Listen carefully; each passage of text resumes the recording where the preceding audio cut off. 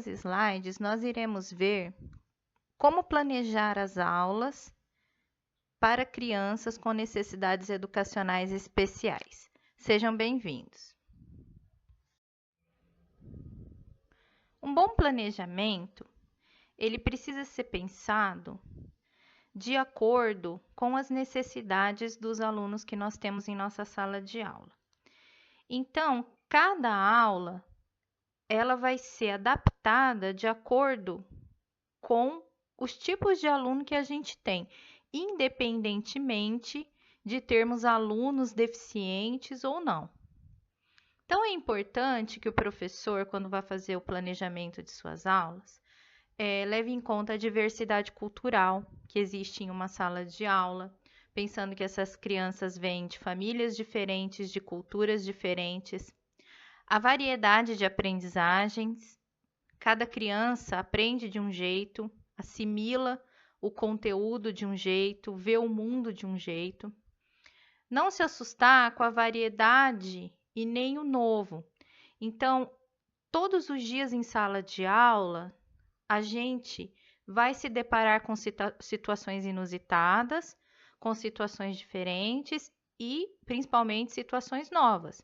Um aluno pode apresentar uma dificuldade, qualquer aluno, independente de deficiências. Um aluno pode apresentar um comportamento diferente.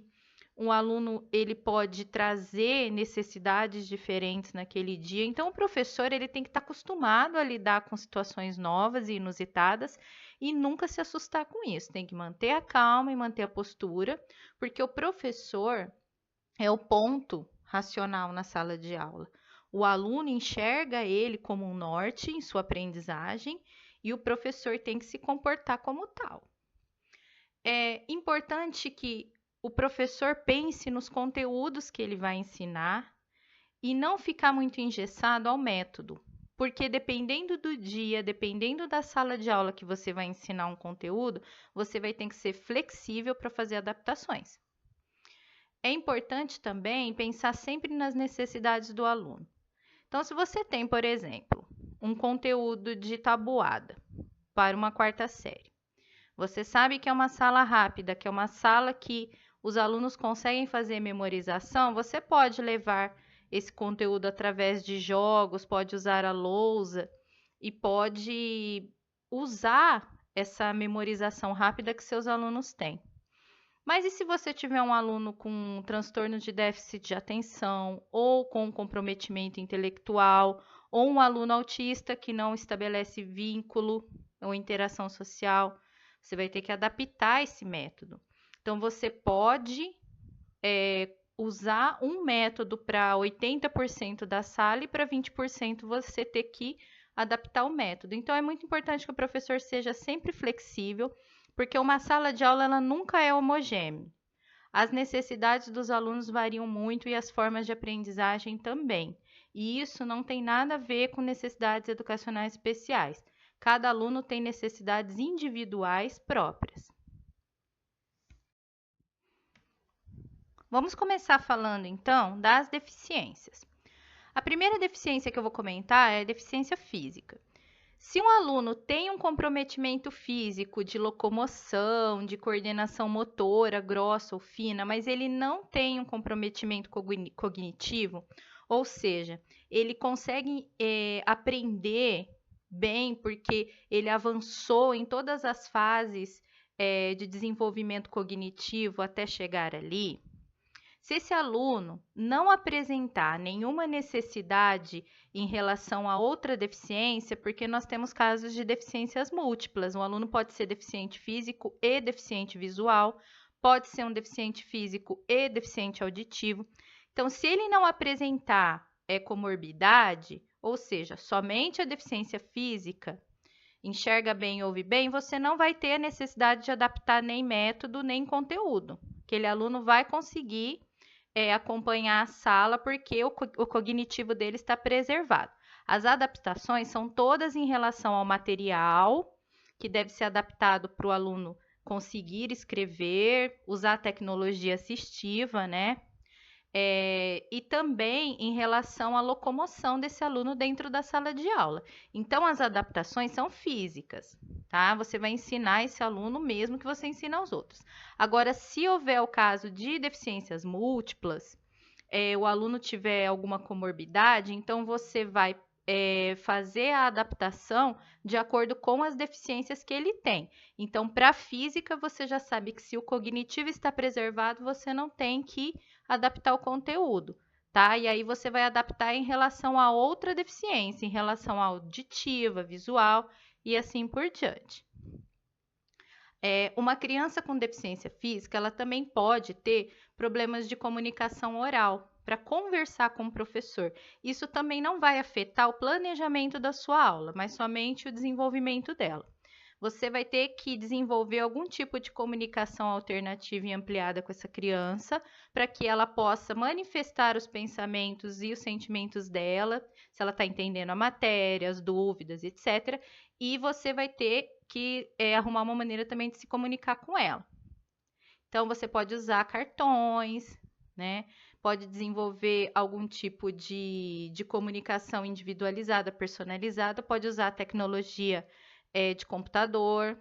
Tudo vai depender dos recursos que a escola tem e de como essa criança está se comunicando com as outras pessoas. A mesma forma que ela se comunica com as outras pessoas, ela vai se comunicar com o professor.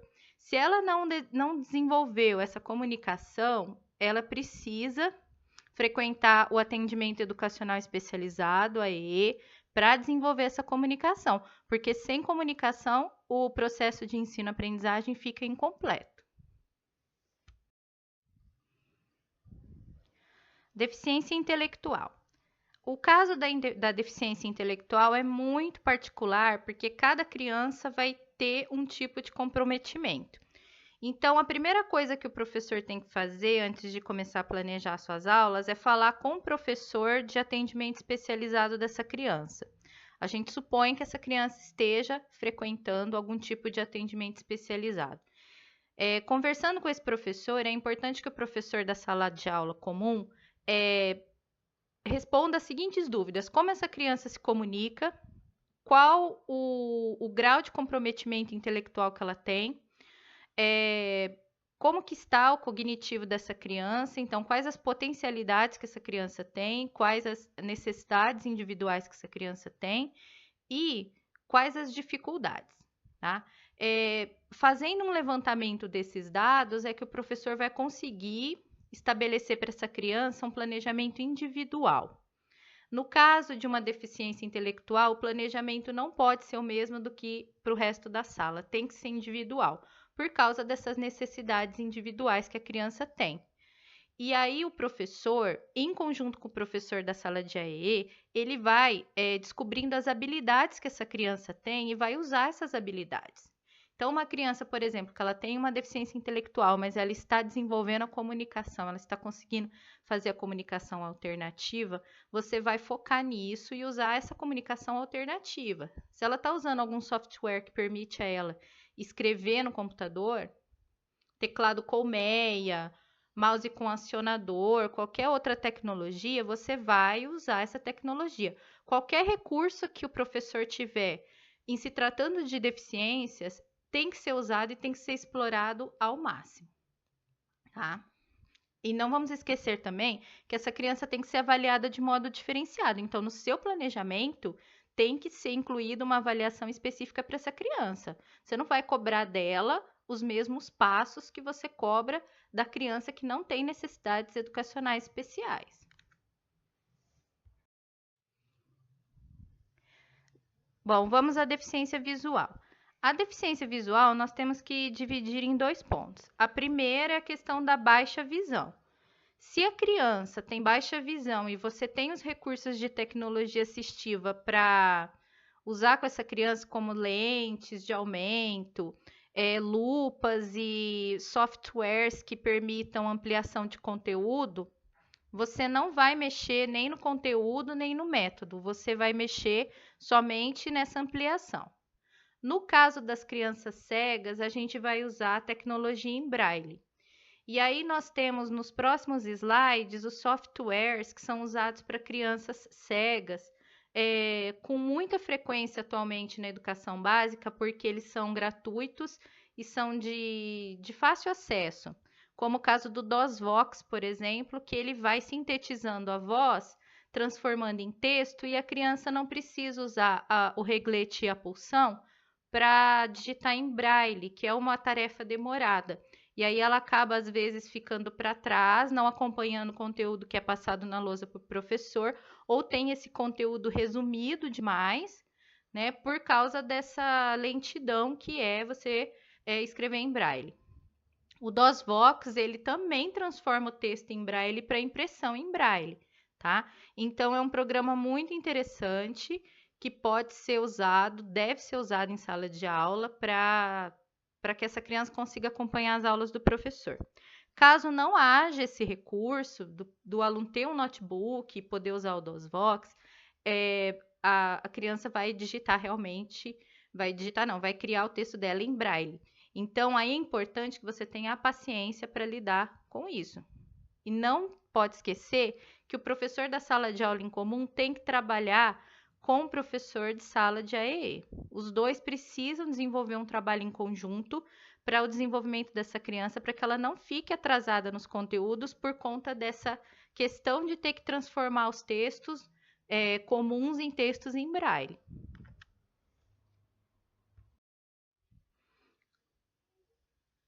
Bom, em se tratando de deficiência auditiva, eu vou comentar aqui a questão do aluno surdo, tá? Totalmente. Esse aluno, ele precisa ser alfabetizado de forma bilíngue. Quer dizer isso, ele vai aprender a língua de sinais, a Libras, e ele vai aprender a língua portuguesa.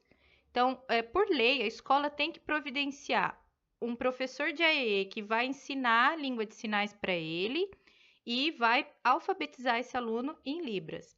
Na sala de aula, todos os conteúdos são comuns a todos. O aluno precisa ter um intérprete de Libras para traduzir os conteúdos do professor, no caso que o professor está dizendo, para que esse aluno consiga entender. Se ele tiver alfabetizado tanto em língua portuguesa quanto em Libras, ele vai conseguir acompanhar os conteúdos sem necessidade do professor fazer adaptações. Então, você, como professor de sala de aula comum, não tem que providenciar esse tipo de tradução. Quem tem que providenciar é a escola. A escola precisa providenciar o intérprete de Libras na sala de aula comum, no horário de aula regular, e providenciar o atendimento educacional especializado, no qual essa criança vai aprender a língua brasileira de sinais. No caso do transtorno do espectro autista, a gente tem que separar os níveis desse transtorno, os graus desse transtorno. Se a criança tem Asperger, que é um tipo leve de autismo, ou nível leve, moderado, e consegue estabelecer uma interação com o professor, não há grandes necessidades de adaptações. O que o professor vai ter que fazer na hora de aplicar o conteúdo da sala de aula, é dar mais atenção para essa criança para ver se ela está prestando atenção na explicação do professor. Senão, o professor vai ter que voltar a sua atenção para essa criança, tentar captar, fazer um contato visual com essa criança para que ele explique individualmente. Essa criança precisa ficar na frente.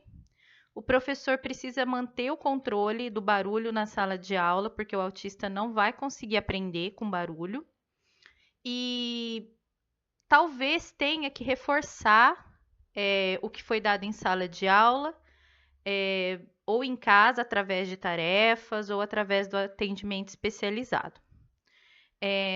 No caso da criança autista não ter nenhuma dificuldade de comunicação, então não há necessidade de fazer nenhuma adaptação, a não ser essas mesmo, de colocar a criança perto dela. A tarefa do professor se torna um pouco mais complicada quando a criança tem comprometimentos severos. Num caso de autismo severo, ou uma deficiência física severa, intelectual severa, deficiências múltiplas. Nesse caso, a parceria com o professor de AEE é uma coisa fundamental para desenvolver conteúdos para essa criança? Em primeiro lugar, o planejamento individualizado. Essa criança não pode ser cobrada nem ensinada da mesma forma que os outros alunos da faixa etária dela, por causa do comprometimento cognitivo e físico que essa criança pode ter. No caso do autismo severo, a criança raramente fala ou ouve com atenção quem fala com ela. E assim fica praticamente impossível o professor desenvolver uma interação com essa criança. Então, qualquer aprendizado dela vai ter que ser individual, vai ter que ser direcionado de uma forma que essa criança sozinha acesse algum objeto que ela consiga se concentrar, por exemplo, o computador ou um livro. E através desse objeto, essa criança vai desenvolver o aprendizado dela. Então, assim, a equipe multidisciplinar é que vai ajudar no desenvolvimento dessa criança. O professor vai ser só mais um braço dessa equipe. Essa criança vai precisar de fonoaudióloga, de fisioterapeuta, professor de AEE, professor da sala comum, pais, neuro, psicopedagogo, porque quanto maior o comprometimento, mais necessidades especiais a criança vai ter em relação à sua educação. Então, não há uma fórmula aqui para eu falar para vocês. Vocês vão ter que avaliar o quadro do aluno, ver qual o comprometimento que esse aluno tem, ou quais os comprometimentos, se de visão, de audição e etc.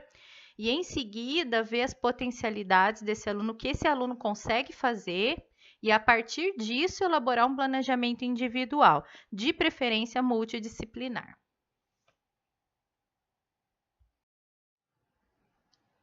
No caso dos alunos com altas habilidades, superdotação, o planejamento também precisaria ser feito em conjunto com outros professores, porque esse aluno geralmente ele tem habilidades específicas e ele vai dar preferência a essas habilidades. Então vamos supor que ele tem uma habilidade matemática muito avançada, muito desenvolvida. Ele vai dar preferência a isso. Então talvez ele não se interesse tanto ou fique entediado em aulas de português. Mas a gente sabendo da capacidade que esse aluno tem, o professor vai ter que desenvolver ou planejar aulas criativas que despertem a atenção desse aluno e tarefas que desafiem o cérebro desse aluno. Porque a gente sabe que nesse caso não há uma dificuldade cognitiva, mas uma dificuldade de atenção, de dedicação mesmo. Então, o professor talvez tenha que fazer uma adaptação no conteúdo para desafiar o cérebro desse aluno. Nesse caso, também é importante que o professor da sala de aula comum fique em contato com o professor de AEE, porque pode trocar dicas e experiências em relação ao conteúdo. Lembrando que, sendo que esse aluno precisa ser desafiado todos os dias, é muito interessante fazer um planejamento para ele, porque você vai poder trazer uma grande variedade de conteúdos para esse aluno, sem se preocupar exatamente se ele vai acompanhar a turma ou não. No caso, é mais fácil a dificuldade da turma em acompanhar ele. Geralmente, essas crianças ficam entediadas. Né? E também é muito comum que o aluno com altas habilidades tenha habilidade em mais de uma área. Então, é importante fazer um diagnóstico desse aluno, avaliar as áreas de interesse dele, ver se ele tem dificuldade em alguma habilidade e aí fazer um planejamento personalizado para ele. Para terminar os nossos slides sobre planejamento de aula, eu trouxe um plano de aula desenvolvido por mim, de uma quarta série do ensino fundamental, a disciplina é ciências. Então, é uma aula de 50 minutos, onde eu vou explicar para os alunos as partes dos vegetais, caule, raiz, folhas, e ver as funções de cada um, tá? Então, de uma maneira geral, eu vou apresentar o desenho de uma planta e vai estar nomeada a raiz, o caule, as folhas. Vou identificar essas partes e vou explicar as funções. Por exemplo, a raiz absorve os nutrientes do solo. As folhas ajudam a planta na fotossíntese, por aí vai. Aí eu preciso fazer as adaptações para os alunos. Eu supus que na minha sala tem todos os tipos de deficiência que eu citei aqui nos slides, e tem autista e tem altas habilidades. Então, eu vou adaptar o que de material? O aluno cego receberá uma imagem em alto relevo com as partes da planta escritas em braille, para ele, com os dedinhos, conseguir identificar a planta, as partes dela. O aluno surdo terá a explicação que eu dou para a sala sobre as funções, traduzida pelo intérprete de Libras. As crianças com comprometimento cognitivo e de interação social receberão uma explicação individual da minha parte depois que eu explicar para todos os alunos. Então, primeiro eu explico para todos os alunos, tá? Para todos. Depois eu reforço dando uma explicação extra para as crianças que têm comprometimento de atenção, que é o caso do autismo severo, deficiência intelectual e etc. Tá? No caso, eu preciso ficar frente a frente com esse aluno e estabelecer um contato visual, não necessariamente colada no aluno, porque o autismo, no caso, não gosta. Tá? Os objetivos dessa aula é que o aluno consiga identificar as partes dos vegetais e suas funções. Só que com alunos com comprometimento mais grave, eu não vou cobrar todos esses objetivos. Eu vou ter bom senso para ver como é que está o aluno naquele dia, como é que está a memória dele, como é que está o emocional, se ele está conseguindo entender o que eu estou explicando, tá? O método é apresentação visual com explicação oral, salvo as adaptações que eu fiz. A prática, distribuir imagens do vegetal para que as crianças preencham nomes e as funções sozinhas. É um testezinho. E nesse momento, os autistas severos e o deficiente intelectual receberão atenção especial e mais um reforço, enquanto os colegas fazem suas tarefas.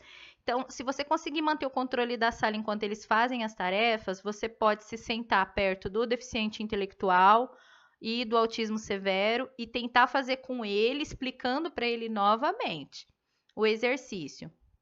O material é um desenho de uma planta comum e em braille, mais um cartão de desenho de planta, no caso do deficiente físico não conseguir manusear o papel que você receber, tá? No caso das altas habilidades, o que você pode trazer de ampliação de conteúdo? Você pode trazer vários desenhos na hora dessa atividade de prática, vários desenhos de plantas e pedir para ele identificar. É um desafio para a mente dele. Identificar. Porque a gente costuma usar aquele desenho simplesinho, um caule, 3 folhinhas e tal, tudo muito especificado. Traga plantas mais complexas para ele tentar ficar ali tentando achar o caule, a raiz dessas plantas mais complexas, certo?